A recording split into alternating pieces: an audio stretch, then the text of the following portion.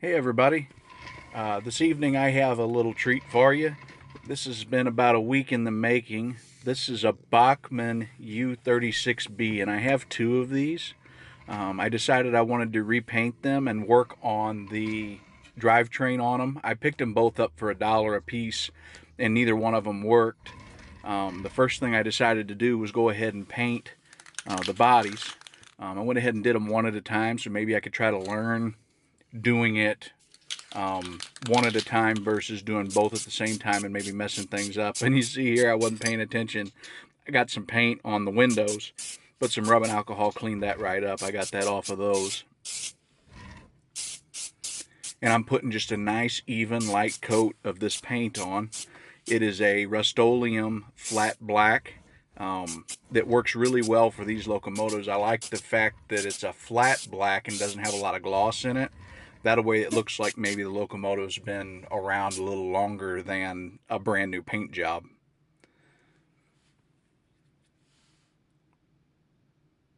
I made sure to get a nice thick coat all the way across the top of it, behind the handrails, looked at it from every angle, get the steps, get the underneath of the body. As you can see, the cab can be removed from these and I can pull the glass out, which was a huge help in making sure that I could keep the glass clean whenever I paint it. I didn't have to tape over anything or worry about taking tape off and getting prints on the body or such.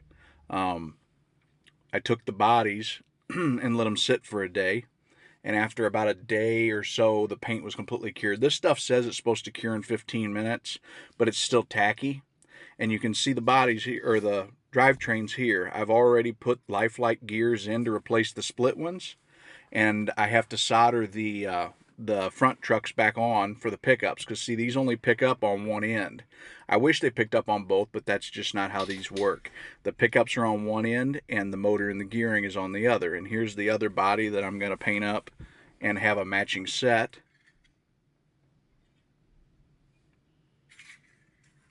I painted the trucks. You can see the split gears sitting there that I replaced.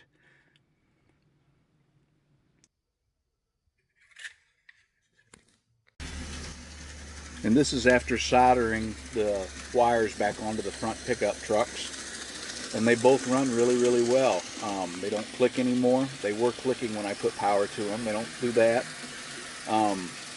It was odd. The back light on one worked and the front light on the other one worked. So you're going to kind of have one that leads and one that follows so that you have the right light in the cab. But yeah, I was pretty impressed with them. They tend to work really well. Here you can see the finished decals. These are water slide decals that you can get off eBay for like $7. The brand is K4. So if you put in K4 Penn Central locomotive decals, they should pop right up. If anybody wants the link, I can send it to them in the comments.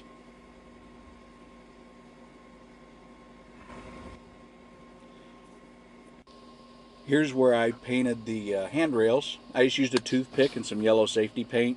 I get all my paint out of spray cans, and it's kind of thin, so I do let it sit for a few minutes and thicken up a little to where it'll stick to the handrails better. If you notice, one of the two is missing some handrails. This was kind of just a test run to see how it would work, and I'm pretty happy with the results, and I wasn't looking for things to be like perfect. I just wanted them to look way better than they did, and I did achieve that.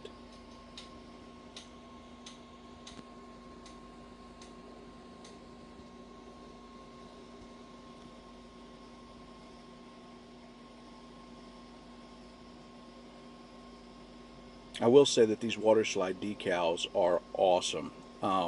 As long as you have the body really wet and then get the decals extremely wet as well, they slide around and you can get them exactly where you want them. Thanks for watching, guys.